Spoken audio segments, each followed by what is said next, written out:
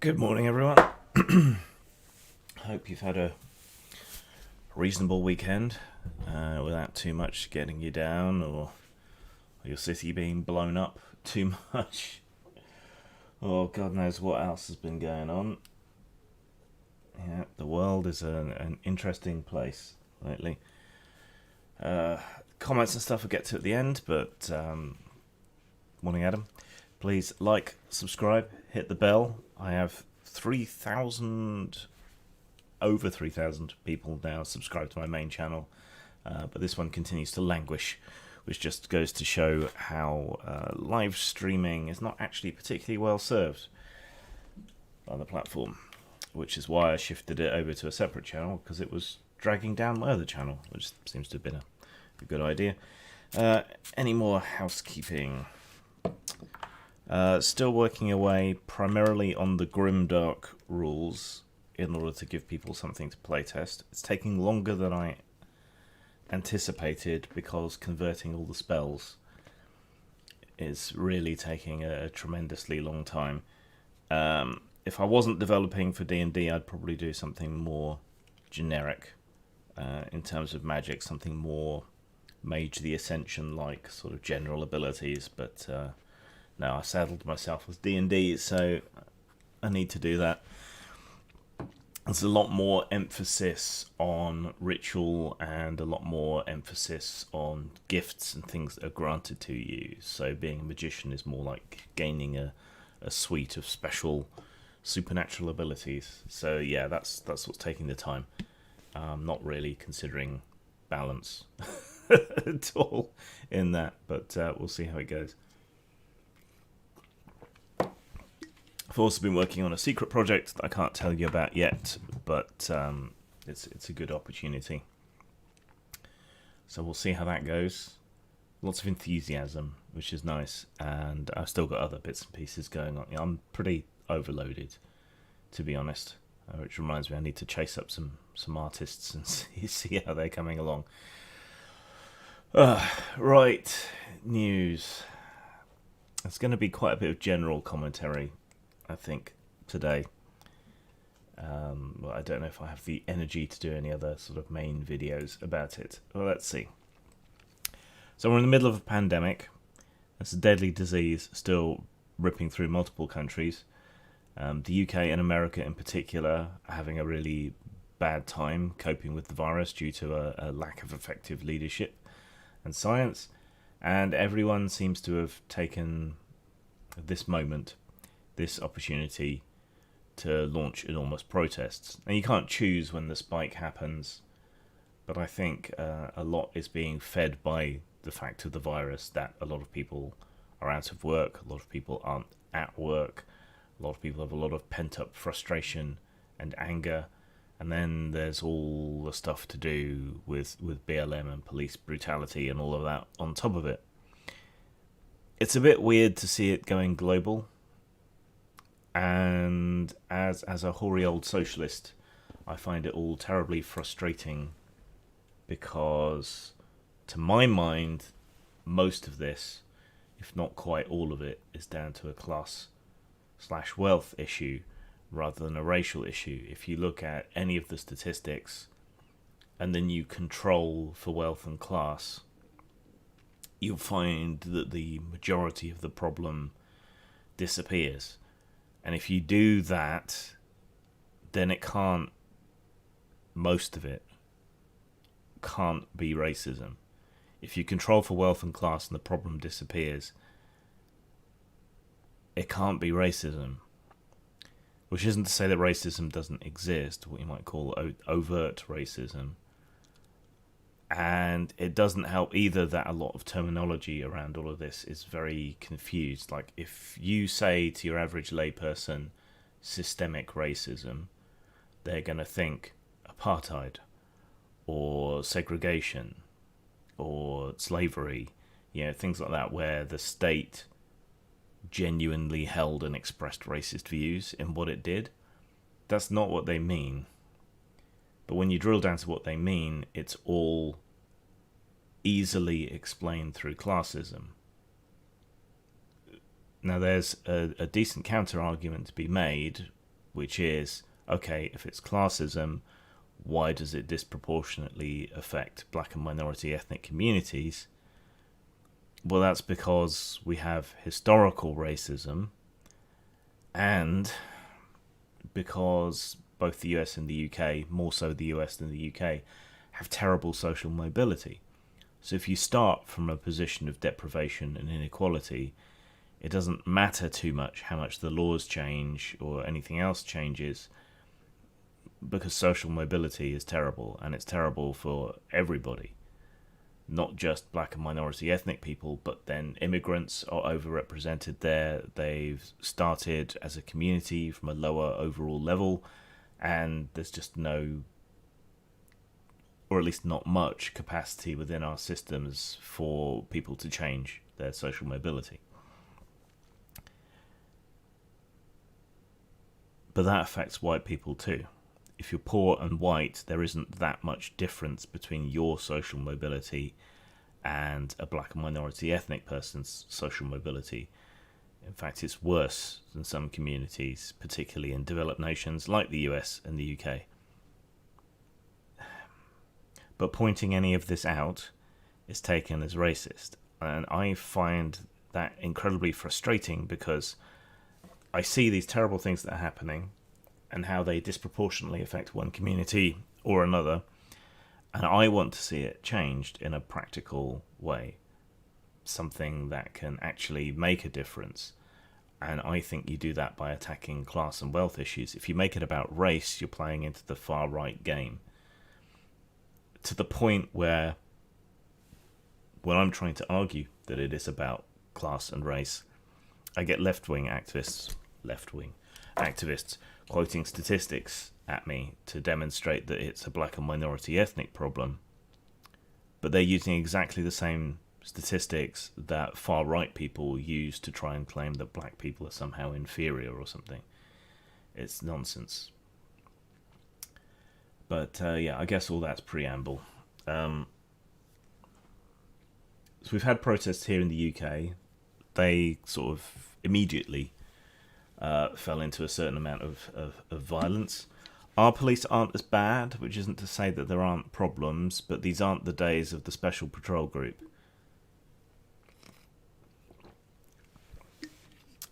These aren't the days of the young ones joke, which people today might not get, where the policeman accosts Neil at the front door and thinks he's black because the policeman is wearing sunglasses. Right? These aren't those days anymore, which isn't to say there aren't still problems, but they're so minute and microscopic compared to US problems. And the US problems, you can see the differential after controlling for wealth and class in US states, which are the ones you would think of, Alabama, places like that. That's where the racism is still concentrated. But we don't have anything like as bad of a problem here. People like to talk about Grenfell. That's a wealth and class problem. People like to talk about other issues. It's primarily wealth and class issues, and I think that's clearer here in the UK, because you can look at how council estate hoodies are treated, or gypsy communities are treated, or the Poles, or the Romanians are treated, over here, and there's no discernible difference between how they're treated and how the black and minority ethnic community is treated. In fact, worse. So, we still have problems. Like the US, it's primarily wealth and class issues, but it seems like, particularly in the black and minority ethnic community here in the UK, they like to model themselves after the US, to consider themselves in the same sort of light. It's sort of an infectious meme, I think, so it's not entirely unpredictable that protests here would also descend into violence. But we don't really have anything to do with the US. We have our own issues. If you're demonstrating here about our police or systemic racism, which I think is systemic classism far more than it's anything to do with race, it's just dumb, unfortunately, and we're not going to fix anything. But the Conservatives are rather typically saying, thuggery, blah. We do have issues. There are things worth protesting, so long as people are protesting peacefully, which incidentally, according to numerous studies, is the most effective way to protest, then I don't see the problem, even if what they're protesting about is dumb. Like, if David Icke wants to go off about 5G towers, I think he's entitled to, but people aren't entitled to burn down 5G towers. And to an extent, I can understand censorship of someone like David Icke, because his rantings have led to property damage and harm, right? So it rises to the level of the harm principle. But we don't have as big of a problem here. And yet it's immediately turned into violence. And it's concerning. But it's also concerning that the Tory, the Conservative line is immediately to condemn without acknowledging any of the genuine issues that might be involved, at the same time that they might dismiss others. It was an interesting interview on Sunday. Andrew Marr was talking to Matt Hancock, the guy with the receding hairline that always looks surprised during the briefings. Always. And he was trying to upbraid Hancock over the fact that the Tory party does not have any black faces in the cabinet. Don't get me wrong, I'm very much against the Tories, but they do have the most diverse party that they've had in a very long time. And the Labour Party does have roughly proportional black and minority ethnic representation now. 1 in 5 Labour MPs is now from a black and minority ethnic background. I might just start saying BAME because that's starting to sound repetitive. But that doesn't say anything about someone's talent or worth for the position. If you're ticking a diversity box, it's patronising racism, right? As someone with my own issues and identity politics categories, I hate being patronised. I wouldn't want to get work because I have depression or anxiety. I wouldn't want my work to be promoted because I have mental health issues or whatever else. I want people to judge me on the work. You see an awful lot of grift going on. I'm black, support my work. Well, is it any good? What do you write about? Do you only write from a political viewpoint? What is your art only done from a political viewpoint? What's the case here? Why should I support you? Why should your skin color have anything to do with it?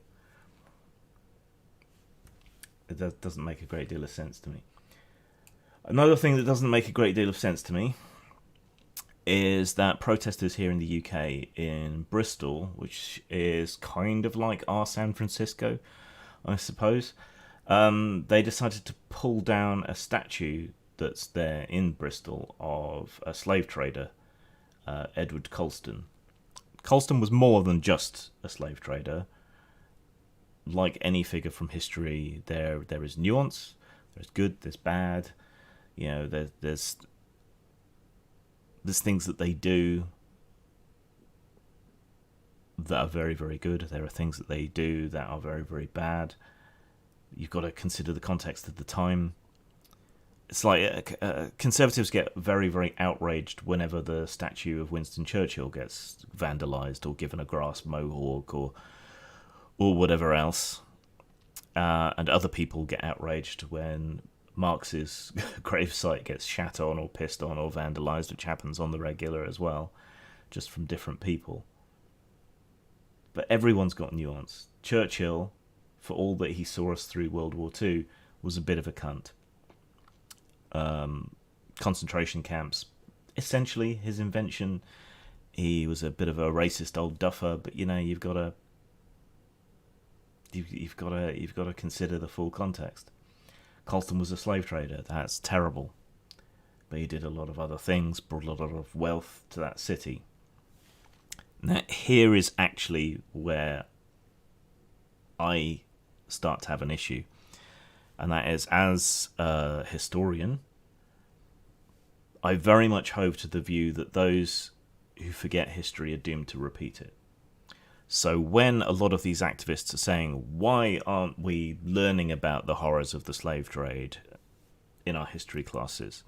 Why aren't we talking about Belgian human zoos? Why aren't we talking about this, the legacy of empire, colonialism, all the rest of it? I have a certain amount of sympathy for that.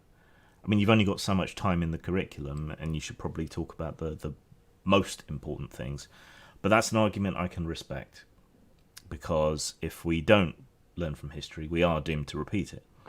But then the same people saying that we cannot forget our heritage of slavery and the bad things that we've done in the past are the same people who want to pull down statues of slavers or Confederate generals or whatever else, which exist in public as reminders of that horrendous past to a lot of people. I mean, they're also, it must be admitted, icons to a lot of people that wish we still lived in those horrible times. Yeah, that's also true, but there's nuance here. Do you want to forget or not? Do you want these reminders there or not? Shouldn't you be campaigning to put up a plaque next to it describing the horrible things that the person did, rather dangerously and ill-advisedly hauling it down, dragging it through the streets, causing untold amounts of damage, which is going to have to come out of the public purse, and tossing it into the sea?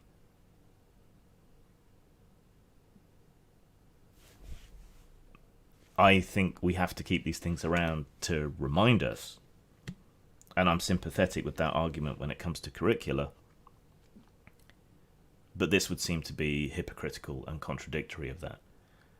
People are trying to say that this is a moment in history, a teaching experience and so on. Yeah, but it's momentary, and you need to carry these ideas forward. And destroying your heritage and your history, including the dark parts, and the fact that we praise this person and put up a statue to him in the first place, that is erasing history. And if you do that, people are going to forget long term.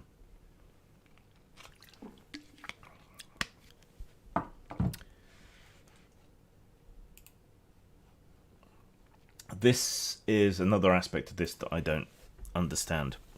Like I say, I'm a hoary old socialist. I'm very much against racial prejudice in all of its forms, but I can't be on board with Black Lives Matter for numerous reasons.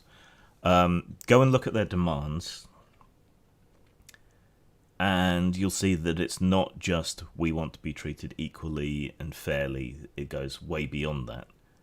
It's the same with Antifa. People who are saying, oh, well, Antifa is just about being anti-fascist. It isn't.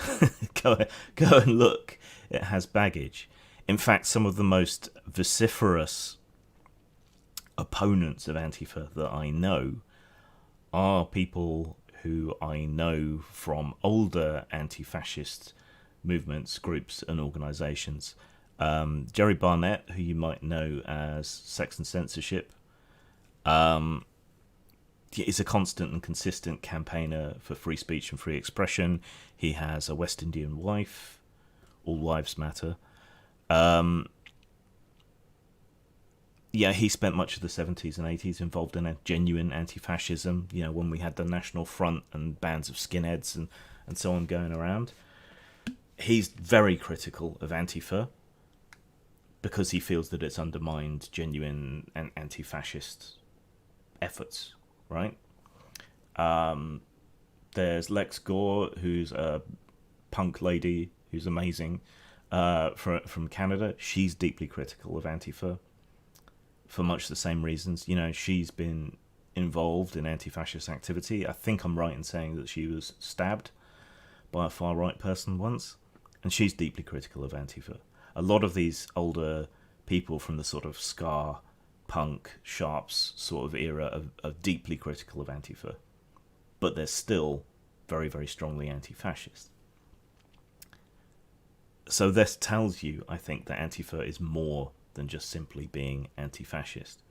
But you have a lot of normies, for want of a better word, who don't really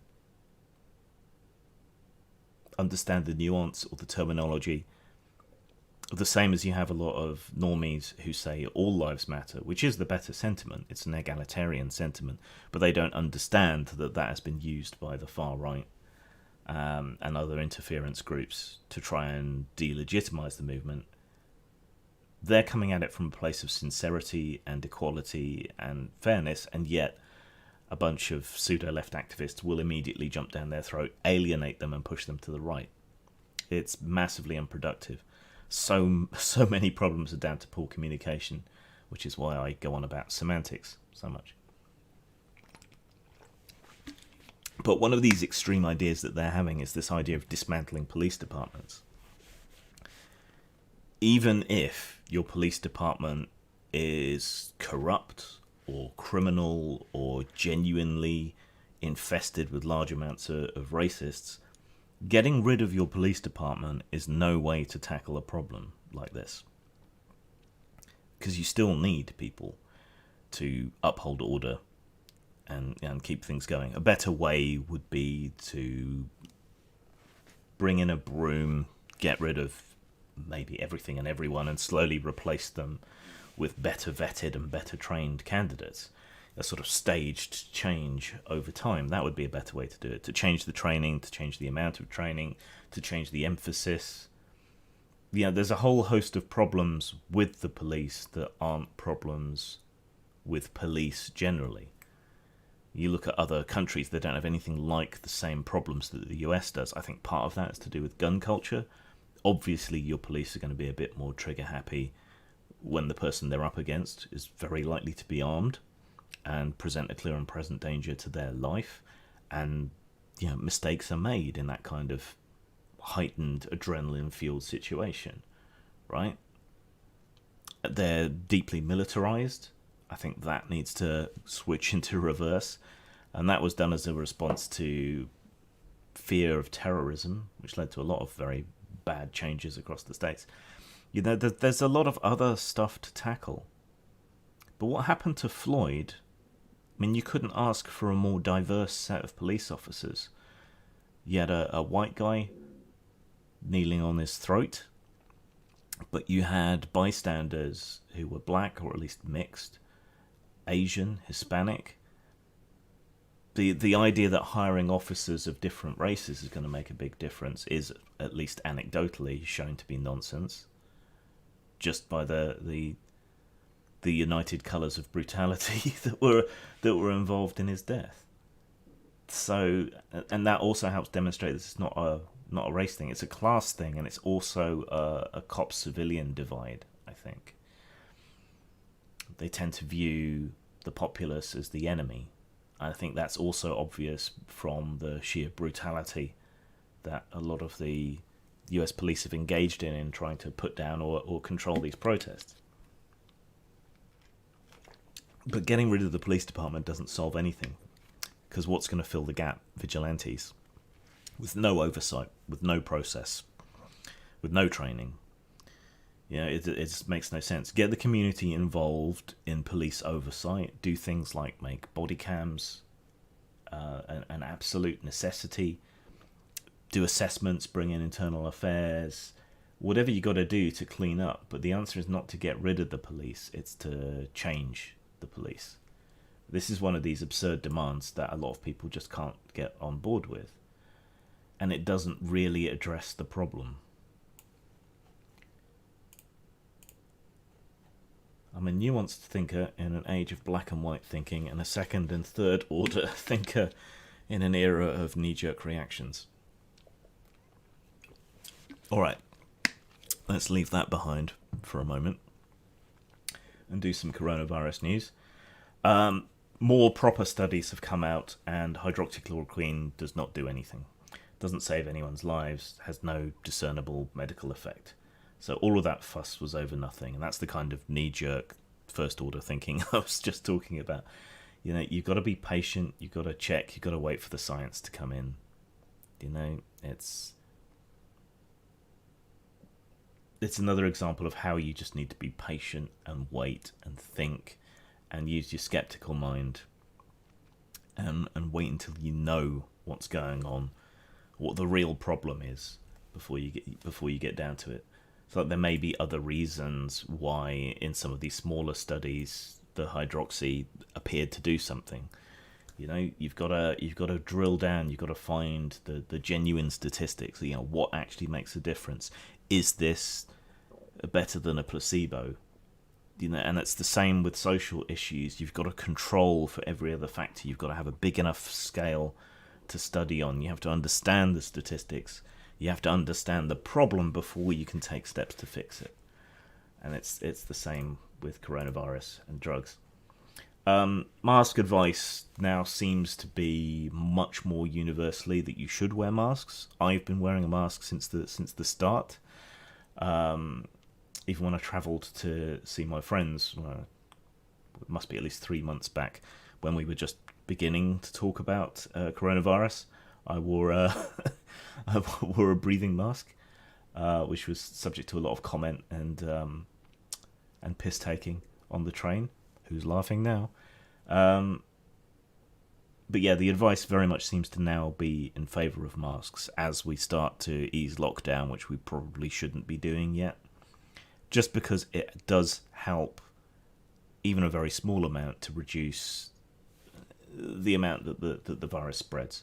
Mostly because if you've got it, it will catch your sputum and stop other people being exposed. But outside of masks are generally a good idea, there's a lot of very peculiar advice going around. Like one group, I can't remember which one now. Damn. But they're advising that, you know, you should wear masks while having sex. I don't think that would make any difference at that point, and I think that's just someone trying to foist their kink on the world at large. Yes, everyone must wear masks. Yes, I like masks. I like it when it makes it hard for people to breathe. Oh, and they start breathing heavy, and you can't see their features or their expression. Oh, I like that. Yes, must encourage everyone to wear masks. I'd love to see that that presser. Good lord. But yeah, the UK government is saying wear masks on public transport. I would just say wear them as much as you can, really. Yeah, and if you're going to have sex with someone, masks probably, unless you're that one person that wants everyone to wear masks, probably not too conducive and probably won't make any difference. Oh, and you're allowed to have sex, but only with someone who lives with you now. Those are the rules. I'd love to know how they're going to enforce that as well. Lots of people are really praising Sweden, but Sweden is not doing well at all, given its population size and so on. They're almost as bad as us. But Sweden has a decent healthcare system that they haven't been trying to gut, and they have decent leadership. They just seem to have used it in a way that is all but guaranteed to make things worse in Sweden, which is why their death rate is so high. And yet lots of right-wingers and hyper-skeptics point to Sweden as the model to follow. It really isn't when you consider the damage, the infection rate, the death rate, and so on in Sweden. Now, there is a way in which they might come out better than other nations, and that is that by having a really high infection rate early on, when we do get a second wave, which is sort of predicted for the end of summer and going into autumn, or possibly earlier, given all these mass protests and mass exposures to the germs. Sweden will have a higher immunity rate and so might do better when it comes to that second wave. But in order to follow Sweden's model, you need a huge amount of spare medical capacity, and you have to be willing to suck up a bunch of deaths. Also, you have to consider that Sweden, like a lot of the Nordic countries, or Scandinavian countries, they have a very strong sense of social responsibility. So you don't need the same level of government crackdown. People will just follow advice and be more considerate of the people around them than in a lot of other nations as well. But if you compare Sweden to places like Denmark and so on, roughly comparable sort of populations and social structure, Denmark and other countries bothered to enforce, as well as just asking people to play nice, and they're doing a hell of a lot better than Sweden is. Pundit keeps going on about Uruguay as being a model for others, but Uruguay had additional extra time to prepare. It's a very socialist country. It's a relative backwater. So there's a lot of other factors at play in Uruguay. And they did take measures. They did lock down schools and universities and big events and so on. So it's not like they've taken a particularly laissez-faire approach. It's just they can afford to be more open due to the nature of the country. It's relatively socialist government and infrastructure, despite being a second world country. You have to consider all the factors, not just the ones that you're interested in. Also, I think Uruguay has a case that really demonstrates how important track and trace is and how wildly this disease can spread if it gets out of hand. Because at least early on in Uruguay's experience with the virus, the majority of the cases in the country were from one person who travelled back from Europe to attend a wedding, and that caused hundreds of infections. But they were able to track and trace that and lock it down quick. So yeah, you've got to be nuanced in your thinking, and you have to consider second and third order consequences. But no one seems interested in doing that. I mean, in regard to anything. So, but we're really paying the price for it.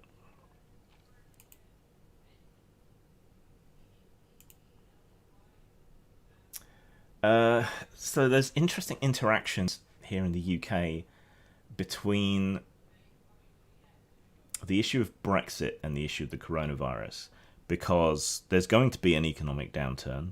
Probably won't last as long as some doomsayers are saying in previous examples of pandemics or disease in general.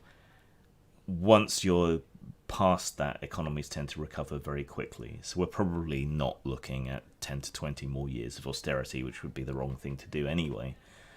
But it doesn't help if you're dealing with a pandemic recession or even a depression to then also hamstring your country and its economy by Brexiting. You know, it was a criminally irresponsible thing to do even before the pandemic. Now it's like we're not only shooting ourselves in the foot, but we're then shooting ourselves in the testicles while we're lying down screaming in agony from not having any toes anymore. And one of the most direct ways that this interacts is that there will be problems getting medicine. So if we're still struggling with and tackling coronavirus when we Brexit, it can cause all kinds of other issues. So far, it has caused issues in terms of personal protective equipment and so on, getting that from Europe, because we've chosen not to participate in European efforts to tackle the coronavirus for political reasons, which is another reason we've had it so bad here. But you were already hearing stories about problems getting drugs. I was already running into problems getting my meds due to Brexit before all this kicked off, because big companies were stockpiling ahead of time. And if we Brexit during a pandemic, it's likely to make that problem worse. So again, this is second and third order thinking. Okay, you want out of Europe, but what else is going on? Okay, well, we're going to have a big recession. We need medicine. We need PPE, which means we need to retain close ties and frictionless trade with Europe and as many other countries as possible. You're going to impact on that, and that's going to lead to more deaths and drug shortages and PPE shortages and all the rest. Yeah, this all interacts. And if the disease is still ravaging us at the same time as we inflict economic damage, which sure you might consider to be worth it, how do these two things interact? How bad is it going to be? How much worse is it going to be? How many more excess deaths is that going to be? You have to consider how all these things interact. Now, I'm not a statistician. I don't have the mathematics to figure all of this out, but it seems pretty obvious to me and to experts that I respect and I think do the work that this is a terribly, terribly bad idea.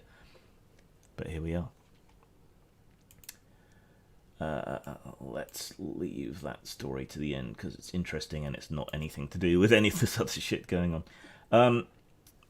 Coronavirus has been particularly hard on the very elderly, on care homes and so on. Now, callously, you might say this is a good thing, right? Because it's killing off a lot of these care home residents early and thereby saving the state a lot of money in terms of pensions and medical care and so on, and it's not eating up their savings so that their descendants are getting a bit of a boost. There are all kinds of cynical and nasty ways to look at this, and you can kind of economically look at it and say, well, there's a silver lining.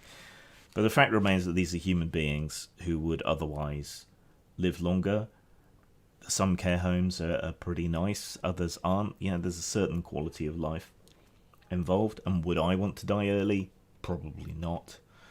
This is the one life we get, and I want as much of it as possible. There's a supply and demand issue when it comes to being alive, right? So I probably wouldn't want to be left to die, or for it to be considered a good thing if I do die early. So just by putting myself in the position of these care home residents, I can say that I would rather that we took proper care of them, and didn't just kind of take them as acceptable sacrifices and let them all die. Because in that position, I would very much want to live. Thank you very much, assuming I had all my marbles, or at least half of them. So they're dying in huge numbers. The care home industry is in a lot of trouble due to the fact that a lot of these elderly people are dying off, which is their income source. Vultures. It should really be nationalised. But they're also adding insult to injury. It costs quite a lot to have someone in a care home, which is why lots of descendants aren't getting much in the way of money or property after all that's been dealt with. These care home companies are in a lot of trouble, but what they're doing is they're hiking fees to keep someone in a care home at a time when a lot of people are unemployed or their income is insecure and so on. So, they may not be able to afford to keep granny in a home, even with all of their inheritance already frittered away on it. And the fees have gone up by more than £100 a week. If you're on job seekers or something, if you're single, you get maybe £75 a week, right? So imagine you've lost your job, you've gone on to Universal Credit or job seekers allowance. You're getting £150 every 2 weeks, and you're trying to keep your senile grandmother in a home, and you're being charged an extra £200 a week. That's the very definition of insult to injury, I think, right?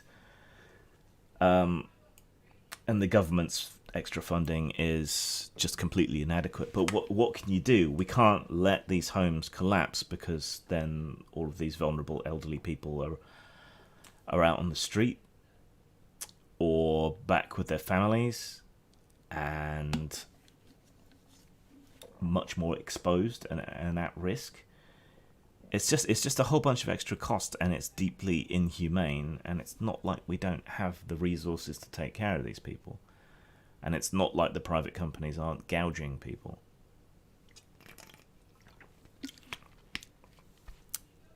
I hope all of this leads to some realignments and some changes in priorities for people, but I'm not holding my breath because so many people seem to be misdiagnosing the problems or not understanding the value in social investment.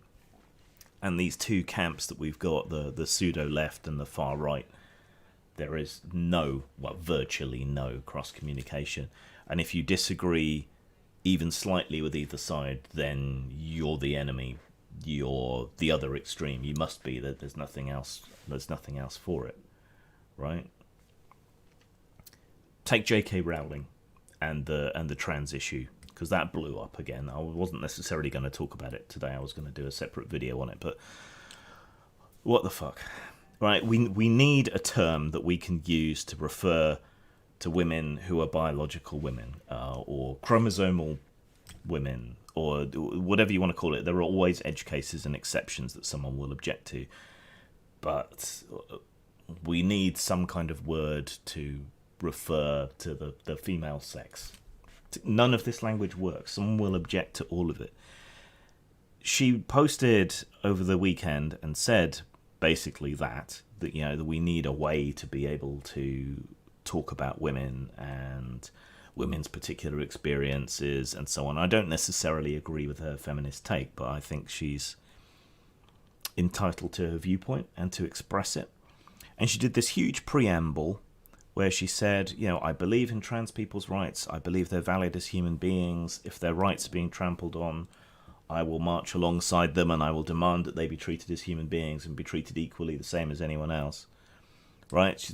She had all this preamble, which is all deeply sympathetic and understanding, but then went on to say, but there's something unique about the female experience. We need terminology to talk about women. Women need their own spaces and so on. I might have my own objections to all of that, but the response claiming that she's transphobic or hate-filled or whatever else seems massively overblown, right? Hugely overblown, especially when she's saying, I agree with your rights. I think you should be treated equally. You do you. It's all great. It's all fine. It's all dandy. I'm on your side when it comes to rights and everything else. But I just want to be able to be called a woman. That's reasonable. I might disagree with various aspects of her point of view, but that's a reasonable compromise place in which to have a discussion, right? I've got trans friends. I care about them very much. Some of them get very animated about this. I've got BAME friends who are very animated about the Floyd discussion. Some of them I can have conversations with. Others it's extremely difficult, because that moment of divergence, you're instantly a fascist, or you're instantly a communist, Antifa or whatever, or you're instantly a TERF, or you're instantly a trans activist. And this happens even with people who've known you for years, right? And it's very difficult. I've got a friend who wants to have these discussions about race and so on at the moment.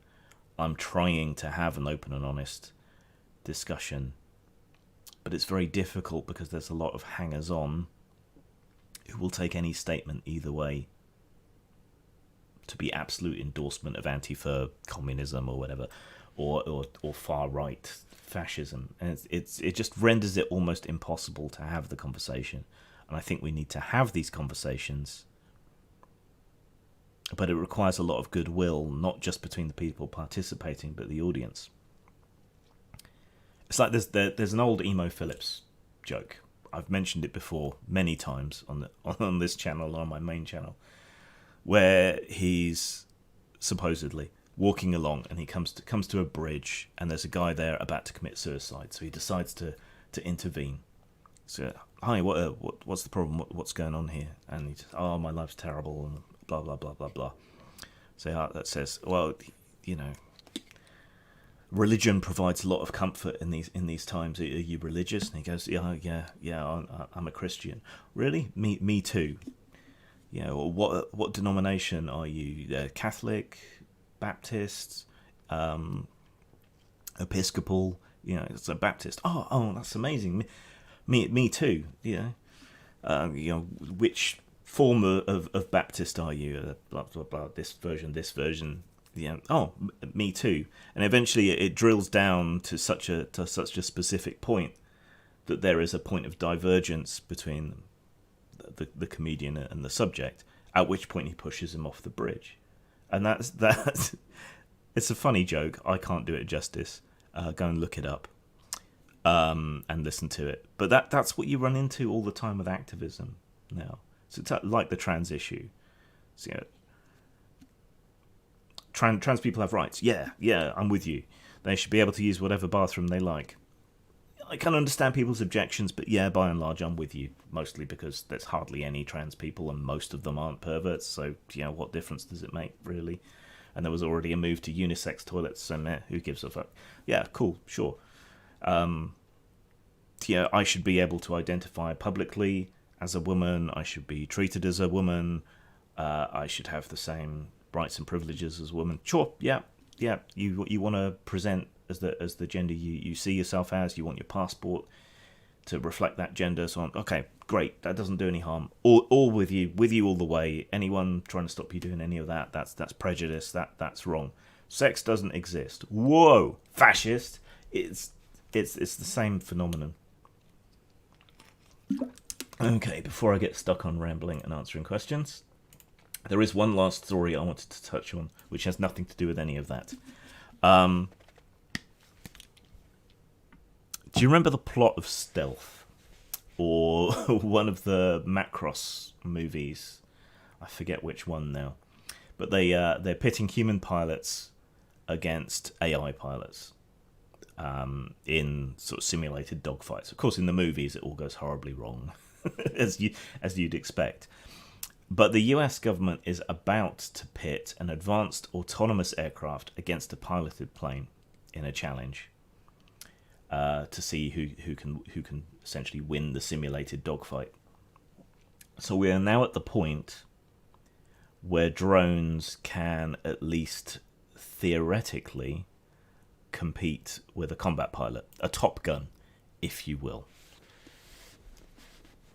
Are they going to be better? Eventually, yes. And plus it does away with the whole human casualty thing, which is a big turn-off to a lot of governments getting involved in wars. Is it going to be cheaper than an F-29 or whatever? Probably not. Plus there's the sunk cost of all the development and so on. But this is really interesting for a number of reasons.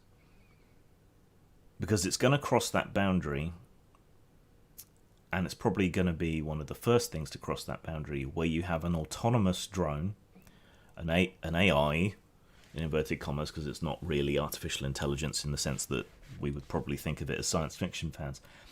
But you're going to have an AI making a life or death decision really, over the life of someone else.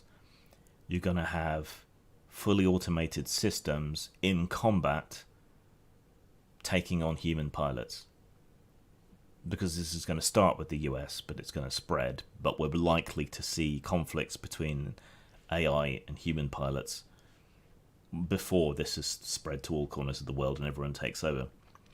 And if they can get the AI right, these interceptor drones, I don't know what you'd even call them, dogfighting drones,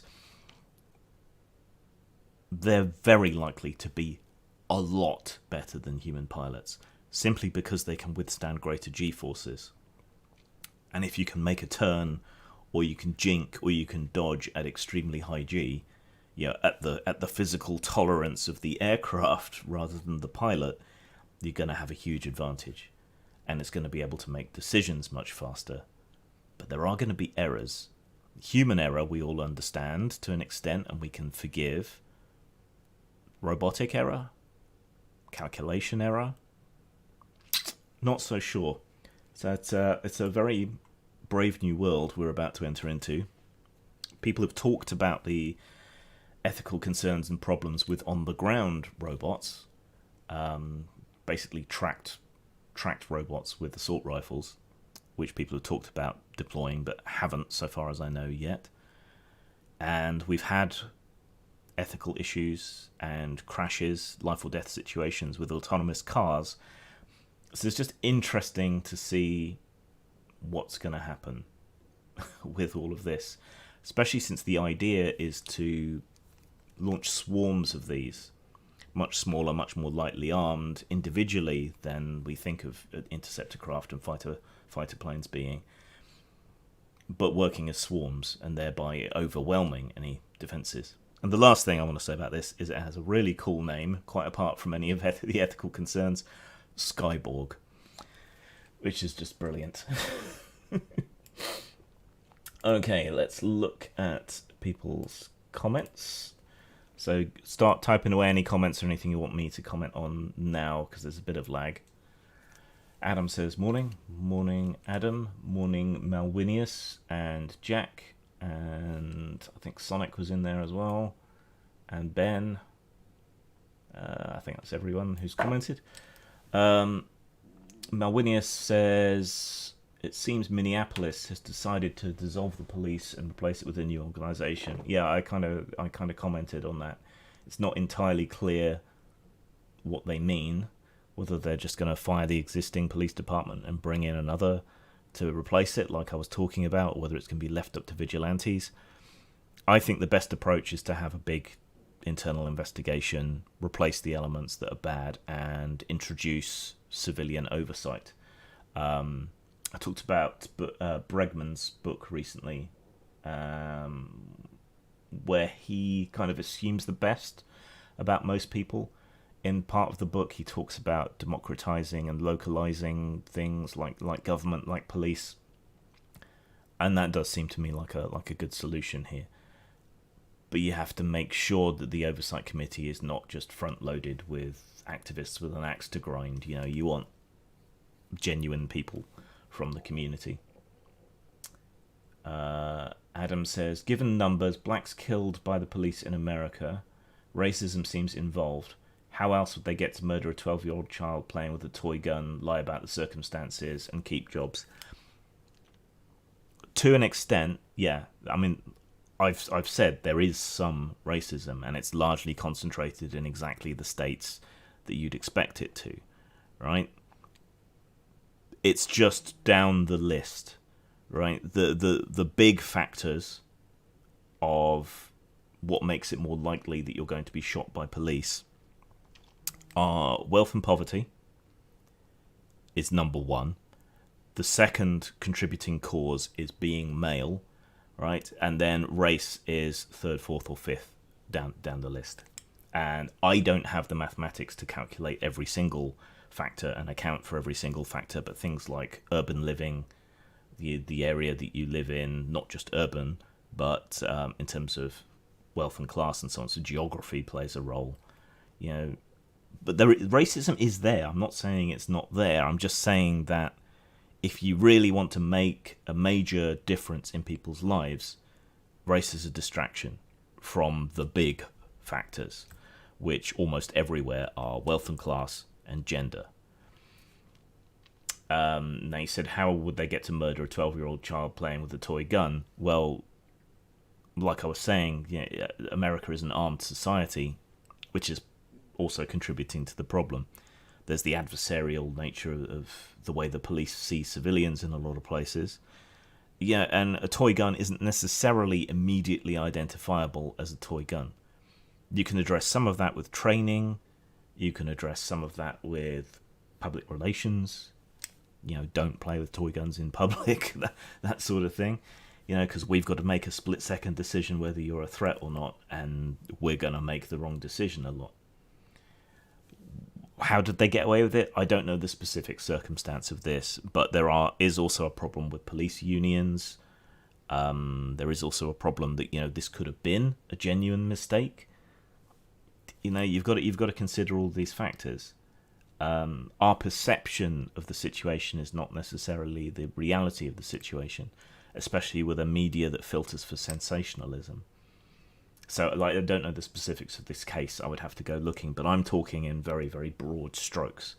And Anecdotes aren't data. The plural of anecdote is not data. You've got to look at the overall statistics. There may well be individual cases of racism. There may be enough of them that, you know, it's a problem. It's just down the list from these other factors. Jack says, how come Asian people have high social mobility, whereas black people have low social mobility, despite Asian racism being more recent and prevalent? I don't know about the more recent and prevalent, unless you're referring to the coronavirus. Another factor that's very hard to compensate for is culture, or subculture, perhaps more accurately.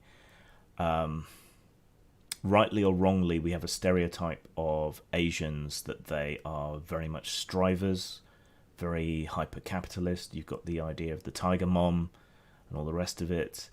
Culture certainly plays a role, I think. It's just very hard to quantify, and it's a topic that's very hard to discuss because you necessarily have to talk in broad strokes, and it's perceived as racist rather than cultural. Though I think you also see the kind of same tiger mom attitude in white middle class families, for example. You know, they want their child to pick up a musical instrument and be good with it. They'll hire tutors if they can afford it. You know, they'll ride that kid's ass about doing well in school. So you see much the same attitude. So I think that a lot of it comes down to culture. Some of that's class, some of it isn't. I'm not sure whether the anti-Asian racism is as recent because, you know, segregation continued de jure into the 60s and de facto probably into the 80s, not really fading away till the 90s, when I would say it was finally replaced with pure sort of class wealth disparity.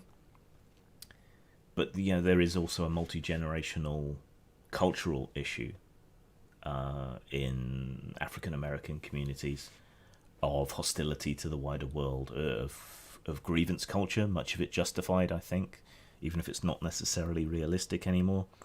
I mean, you'll even find racial activists trying to say things like, oh, you know, West Indian culture, it's much more relaxed. You know, turning up on time isn't a thing. You know, your expectations as a white Western Protestant or whatever of people being punctual and having a really strong work ethic and all the rest of it, it's unfair to expect that of West Indians. I don't know how much sympathy I have for that. It seems a bit racist to me, but you'll find racial activists making that kind of argument. But that could also be a cultural contribution to a lack of success in a white Anglo-Saxon Protestant dominant country. And there's not really anything we can do about that being the dominant culture. It just is by default. You know, if you're a minority, whatever kind of minority you are in whatever kind of country, you're always going to be looking to conform with the culture that's around you to an extent, to the extent that you can tolerate. The same way as if I attend someone else's house and they have a rule about taking your shoes off, or not mopping your plate with a piece of bread after you've finished eating. You know, I'm going to modify my manners and my behaviour to conform to the household. Why did I use a household analogy? I hate household analogies. They're usually dumb as fuck. But yeah, I think culture or subculture definitely plays a role. And I think that's a big part of what accounts for relative levels of Asian social mobility. And also people's racist assumptions about Asians, that they are strivers, that they will, you know, go ahead, that they are academically inclined, all the rest of it. So, you know, stereotypes can be a two-edged sword, but it's prejudice either way.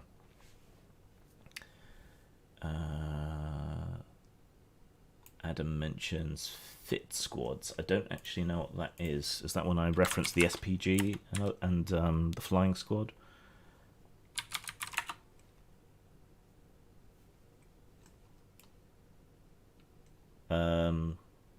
I'm just finding a bunch of gyms, searching for it. Forward intelligence team, is that what you meant? Forward intelligence teams are 2 or more police officers who are deployed by UK police forces to gather intelligence on the ground, and in some circumstances to disrupt activists and deter antisocial behaviour. Okay, is this like the police infiltrators who joined various eco groups and ended up sleeping with people and even having children to gather information? Is that what we're talking about? The idea that they're kind of antagonizing people and deliberately causing trouble is where I part company, I think, with these kind of ideas. I don't think there's necessarily anything wrong with fit squads as an idea, but I'd need to know the specifics. Jack says some stuff about the case with the kid with the gun. Like I said, I'm not familiar with that, so I'm not going to comment any further on than I already have on that. Malwinius says, in my opinion, many NGOs, non-governmental organisations, have gone off the rails and have smelled the big money one can make from outrage in the digital age. Yeah. I mean, we're probably all most familiar with that when it comes to news organisations, clickbait and so on. You know, outrage and horror plays very well, makes people click, makes money, but it creates a false impression of what society at large is like. I mean, if you... some people don't like him, but if you read Steven Pinker, you can see in his book, like Enlightenment Now, and the other one that he wrote, his name escapes me at the moment, we've basically never had it so good, which isn't a reason to stop trying to strive and make things better. But there is a lot of capital to be made from outrage and from wokeness. I mean, you just look at all the companies that have jumped on board and to this spasm, and I don't mean that in a derogatory way, by the way. But then you look at their policies, like you've got Boyega speaking at protests in London, I think, and being extremely woke and right on with all this. And then you look at Disney saying, you know, we support Black Lives Matter. I was watching Disney Plus the other day, watching some cartoon or other while I was working. And, you know, they've got adverts on their channel in support of BLM. But then what did they do to Boyega on the Star Wars posters in Japan? And some people have said that not Japan, China. Some have said that the Chinese cut of Star Wars has less of him in it. I don't know whether that's true or not. I've not seen it, but he's certainly been cut out of the posters. So, yeah, we're on board with minority rights and representation and blah blah blah blah blah blah blah blah blah. Woo! Give us your money, please. The House of Mouse is on your side. Okay, what are you actually doing to support that? Fuck all.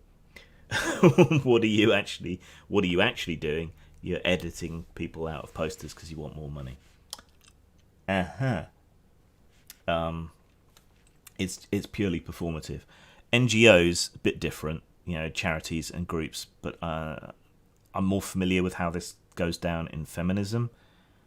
A lot of the kinds of problems have been dealt with. The laws have been changed. You know, discrimination against women is illegal. By and large, we're equal when it comes to genders. But those NGOs still need a reason to exist, and if there isn't one, they'll manufacture one, or they'll make a mountain out of a molehill. And they get government money, they get charitable donations and so on to keep going, even when their cause is one.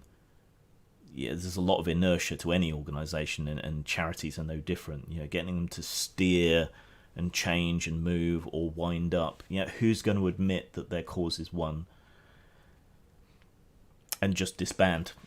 Yeah, what group, what organisation is going to do that? Now they'll just retarget on the next problem down the list, even if it's not particularly a problem. You know?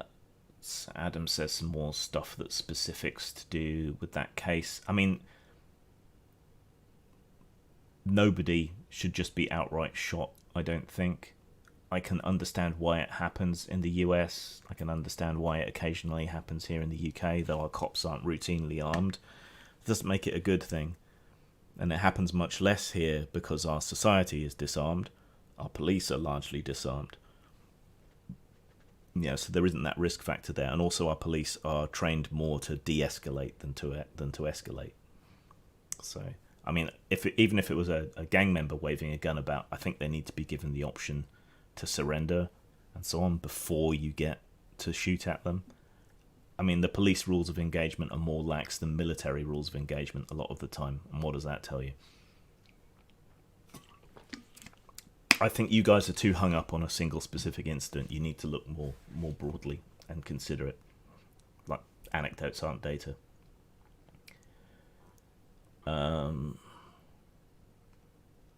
Jack says, how come accidental deaths due to police shootings don't change when the officer is black? I think we talked about that. Because so much of it is dominated by this adversarial culture. There's some studies, I wish I had the links for them handy, that suggest that a black person is actually less likely, when you consider the situation, to be shot by a white police officer. I can believe that because of all the awareness that we've had since Ferguson and even before, and concerns about rioting and protests and reaction may well make certain officers hesitate to shoot, even when perhaps a shot would be justified, right? And there's some evidence that that's the case, which just shores up my idea that this is much more to do with wealth and class and police culture and everything else than the colour of the officer or the victim. Again, not to say that there isn't racism, it comes after wealth and gender in terms of severity. So, if we're doing societal triage, you should probably concentrate your efforts where they're going to do the most good for the least cost, right?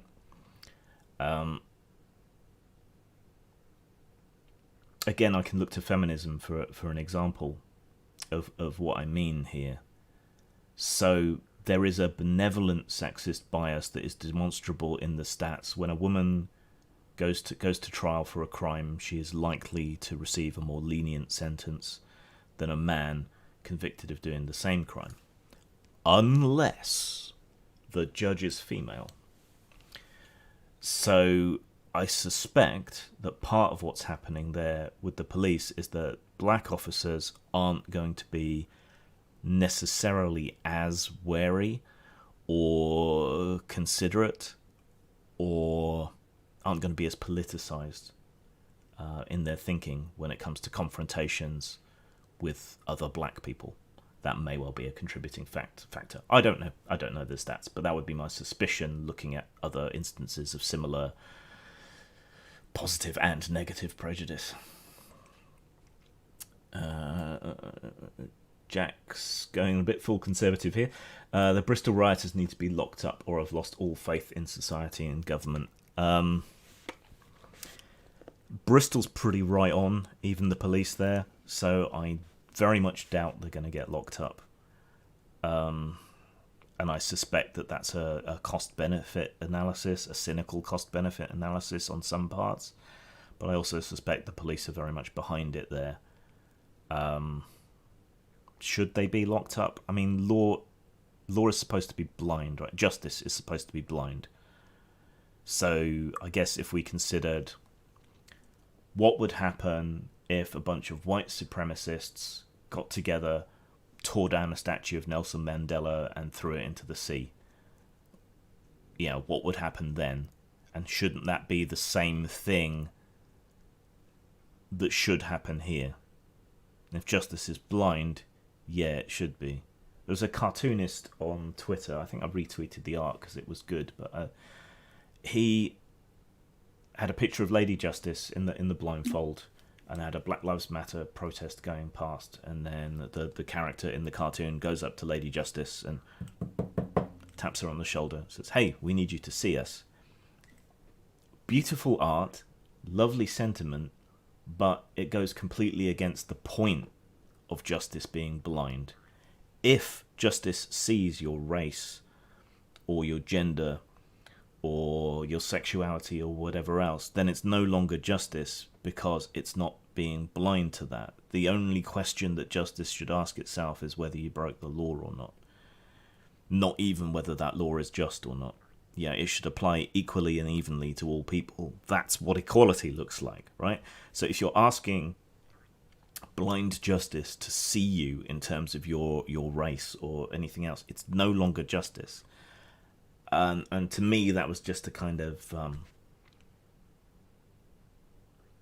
avatar of the whole problem, an embodiment of the whole problem. If you're asking blind justice, with that blindness being the symbolism of how justice should be equal and fair to everybody, regardless of these things. If you're asking justice to see you in terms of your race, you're demanding racism, and you're undermining equality, you're undermining justice. It's then no longer about justice. The very point of justice is that it's blind. I think they kind of missed the point there. Jack says, left-wing privilege is being allowed to assault people and destroy private property as long as you super-duper believe in the reason why you're doing it. Look, anecdotally, individually, I think we can all agree that what happened to Floyd was shit and wrong. Should be illegal, is illegal. The cop who actually did the kneeling is now facing second-degree murder, I think. That may end up being a mistake because it's harder to convict for that. We'll have to see. But I think we can all agree that is shit, right?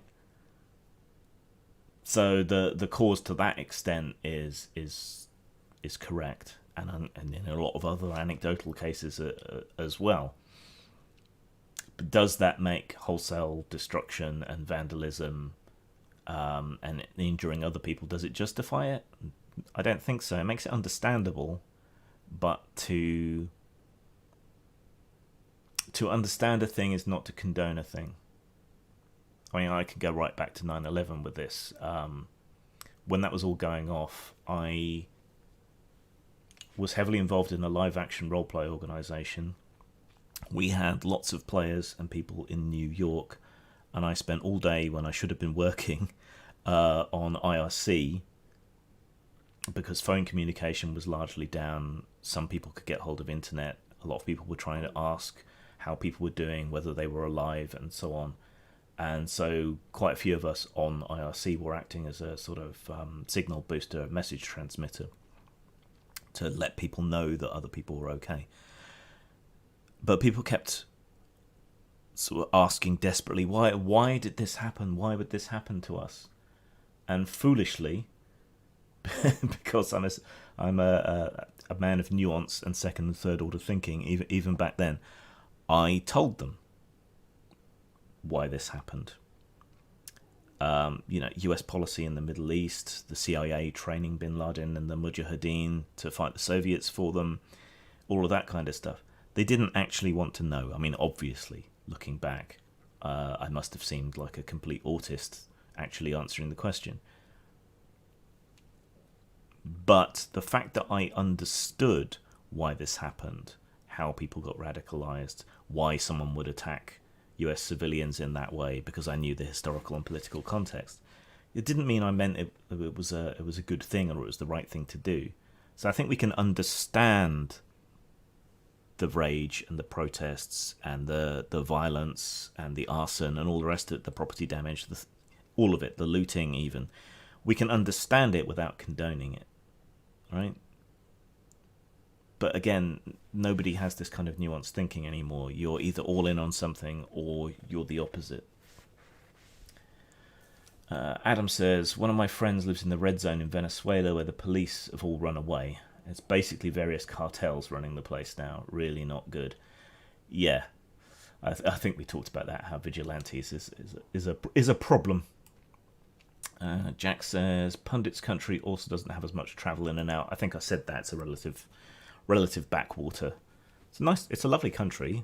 Maybe visit it when the disease isn't ravaging the world. But compare that to Brazil. The Brazilian leader, Bolsonaro, has a more pundit-like concept of the disease, doesn't take it seriously, and Brazil is deep in the shitter. I have a friend in Brazil who is a medical student, and she's just in bits about how much of a state it's all in. It is a real tragedy. Ben says, sad to see you're not on inappropriate characters, but I bet you're appreciating the extra sleep. I am. I'm too old to stay up that late anymore, though I am taking on something else, which will probably have me staying up late, which I can't talk about yet, unfortunately.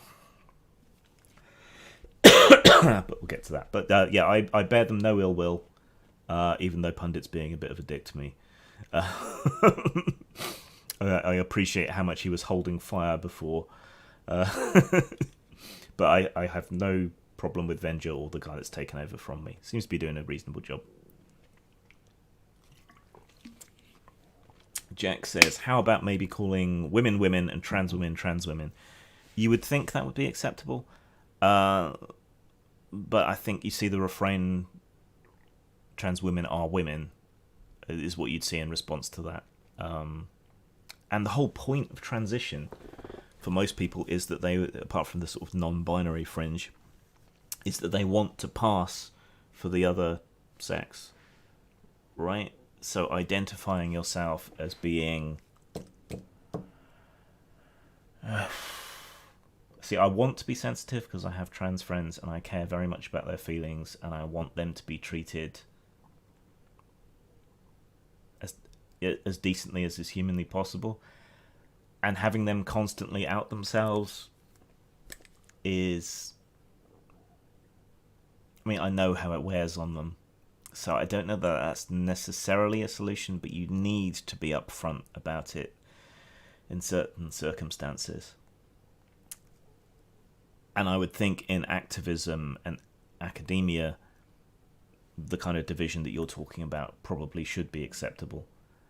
It seems like the quickest, easiest linguistic way of dealing with it, which is why people will reject it, I think. Jack says, you can refer to a trans woman as a woman to be polite and accepting, I would say, until you need to specify between a woman and a trans woman. Yeah, but then that takes us back to the Emo Phillips joke, right? Yeah, I'll use your feminine pronouns.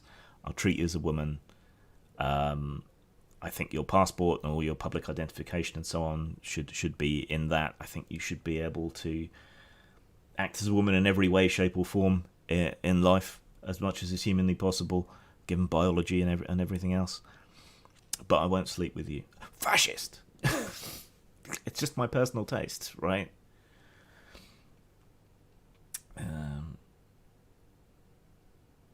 Jack says, the problem is the wokies want to be ignorant to the fact that trans women aren't 100% biological women, and they want to force you to be ignorant too.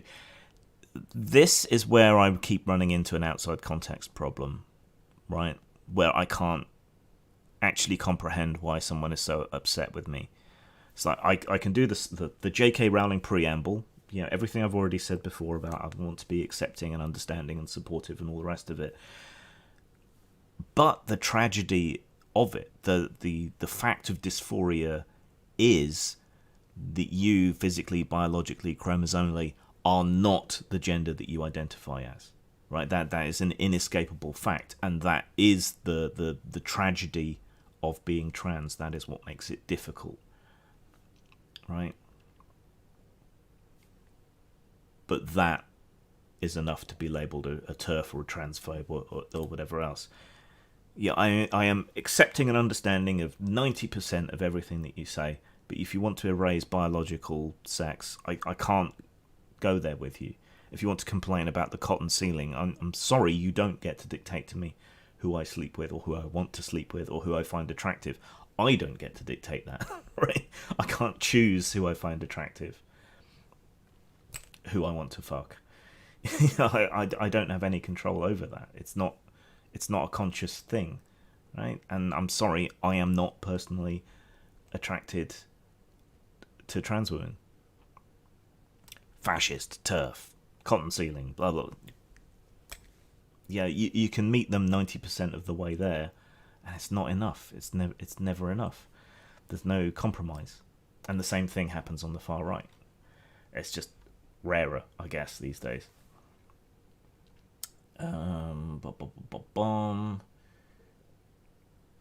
Adam says, I'd like to know exactly what's being done with our Reaper drones. Well, they're piloted, right? So there are human beings making the mistakes.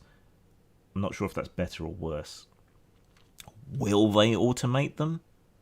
Will they use algorithms to determine whether to fire or not? Will that be better or worse in terms of accuracy? And even AI has to be, well, it doesn't have to be, but a baseline, it has to be trained by or initially programmed by human beings. So even AI error, algorithmic error, is still human error. It's just, a couple of bits removed. Ben says, we need Michael Caine to fight the swarms. Robots, thousands of them. Ben says, the video of the Minneapolis mayor doing the Game of Thrones style walk of shame through the mob was something else. I've not seen that, but I think back to what we saw with the various professors and so on in highly woke colleges, sort of self-flagellating in front of student councils and so on. People used to say, oh, this is just limited to universities and colleges. It's just campus radicals. Well, it's not. You can understand both politically and individually why people would want to be on board with the protests, but it is cringe when it gets to that point. Well, what I suspect that point is like. Jack says, Asian people in America were discriminated against during World War II due to Japan siding with the Axis powers and were even rounded up, detained, and had their property seized. Yeah, but that was the 40s, and the official discrimination against black people didn't really fade until the 70s. They also weren't exempt from segregation. Yeah, so that would put it equal but different. Irish and Italians have also suffered in time. Yeah. Everything that you're saying there is correct, apart from the idea that Asian people were discriminated against in a more modern context. Right? You're getting a bit dangerously close to racism there by focusing on black people, because they're, as you say, they're the only group that underperforms. But I think that's still largely down to wealth and class issues, lack of social mobility issues. It just disproportionately affects that community because of more long-term problems, cultural issues, all the rest of it. To my mind, if you solve the wealth and class issues with social investment, regardless of race and everything else, then I think the racial issues will follow, because I feel that, particularly in America, but also in other nations, people are conflating race and class. A lot of people are telling me to shut up. I don't know the American situation, but they don't know the British situation, in which I see multi-generational welfare families and underclass hoodies and whatever else being discriminated against in exactly the same way that people talk about racial discrimination. So from a British perspective, and I think we have a heightened awareness of class as well, but it seems obvious that it's primarily wealth and class. And if you drill down into the American statistics, it's obviously wealth and class as the primary divider. And I do think that disproportionately affects the black community. So then you have to ask yourself, okay, why? And the biggest chunk of that is, I think, lack of social mobility and historical racism. Does that mean reparations? I think reparations would hugely worsen race relations in the United States. Nobody alive today has benefited from slavery. Nobody alive today has not benefited, has been negatively impacted by full legal slavery, right? So you'd be rewarding people who've never been slaves with money from people who've never been slave owners. It seems obvious to me that would drive a wedge through people, because it's manifestly unfair. It's a form of original sin, right? And I'm not religious, So I don't think that's right. And besides, the people you're taking the money from, even back then, the vast and overwhelming majority of people did not own slaves, did not directly benefit from slavery. It was very much a 1%er thing, and they just happened to be white, right? So to hold one race collectively responsible for the misdeeds of a handful of ancestors doesn't seem fair, and to reward a bunch of people who have never suffered from slavery doesn't seem fair or right either. But at the same time, that historical racism means that the African American community has had a huge disadvantage throughout history, and the lack of social mobility has meant they have been unable to escape that. But that lack of social mobility also affects poor whites, poor other immigrant communities, and so on.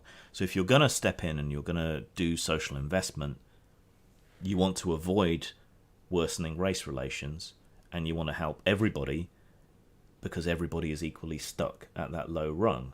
So it would make sense to apply any social investment, any social aid that you do to the underprivileged, to the poor across the bar, regardless what race they are. Because that will diffuse any accusations of racism, and if there is a racial disparity, it will naturally address the people who have it worse off anyway, without considering race, without being applied on terms of race. So that would seem to me to be the best way to deal with it.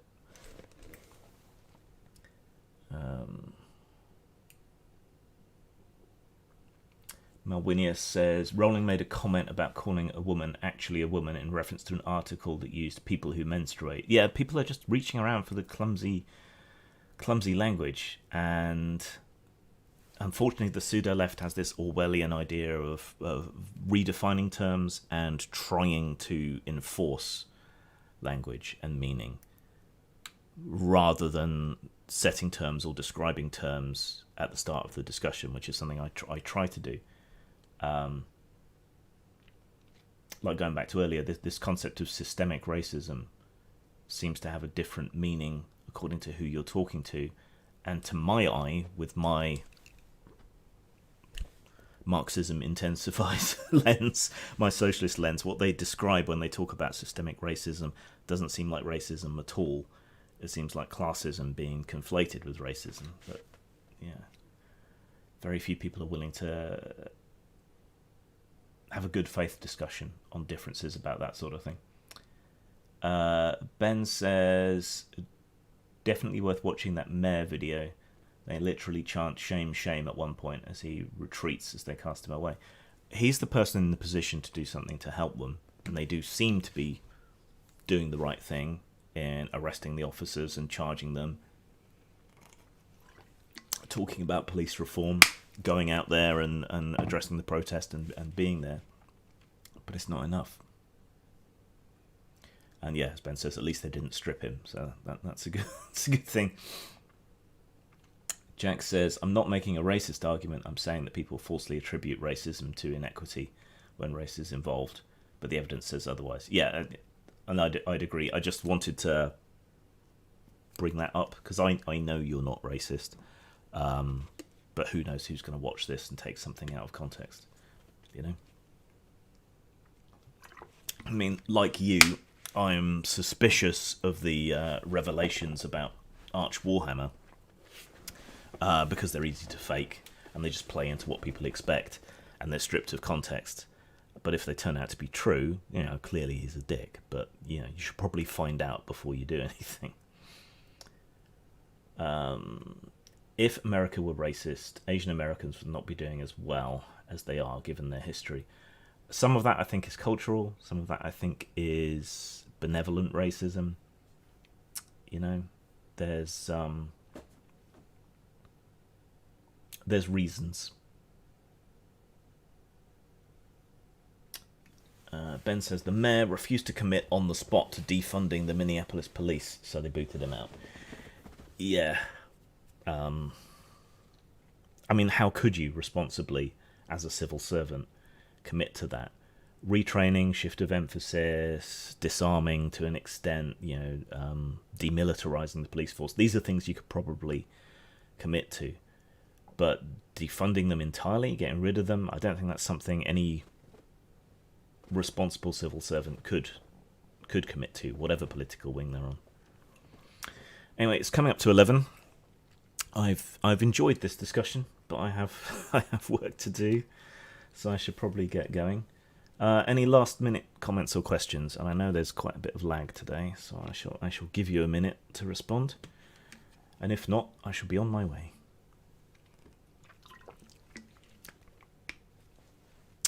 Don't forget to like, subscribe, share, hit the little bell icon, and subscribe to my other channel. So Postmortem Video is one. This one's Grim Streams, which is woefully undersubbed, though both are, to be honest. Helps me out most if you share videos that you like, even old ones. Let's just get these last couple of comments. Ben says, imagine if the NHS had been defunded after Harold Shipman. That's a great analogy. Yeah. So, again, going back to Bregman's book, right? About 1 in 100 people are psychopaths, and of those psychopaths, only a fraction actually act out and do bad shit. But one person can cause huge problems for lots of people, right? So it's probably not actually that many police officers who are genuinely a problem, despite what we're seeing in terms of brutality at these protests and so on. But they can cause huge problems for large numbers of people. And most of these police who get involved in this sort of thing, if you delve into their past, there's usually a lot of complaints about them, or they have previous warnings or convictions. Well, not necessarily convictions, but police oversight board notes on their record. Yeah, it's a handful of people, just in the same way as if you go to a cinema, one person rattling around for that last Malteser can ruin the experience for hundreds of other people. It's the same in a sort of societal level. Anyway, I should get going. Yeah, like, share, subscribe. Do the same over on Postmortem Video. Anything else I need to talk about today? Did housekeeping at the beginning. I hope to have the playtest packet for Grimdark ready by the end of the week. So if people are interested, let me know. Take care, everybody. Zang.